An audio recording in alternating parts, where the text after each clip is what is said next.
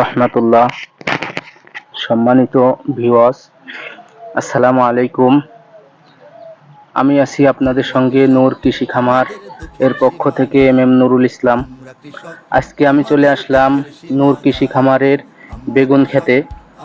তো আপনারা দেখতে পাচ্ছেন আমার সামনে যে ডিশটি রয়েছে এর মধ্যে আমি ন্যাপথল প্রস্তুত করেছি।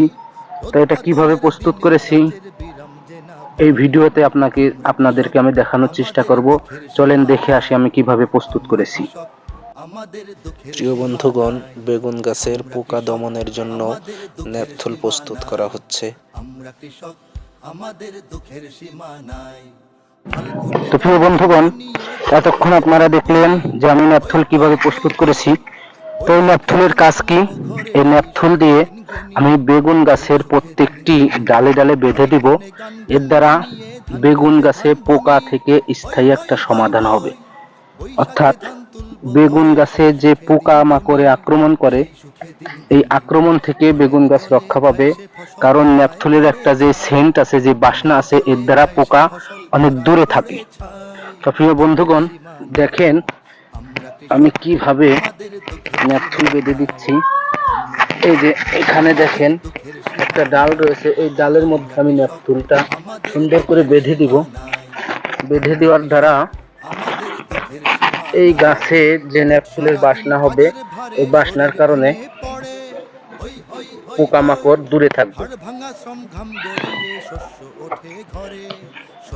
বাঁধতে একটু সময় লাগতেছে।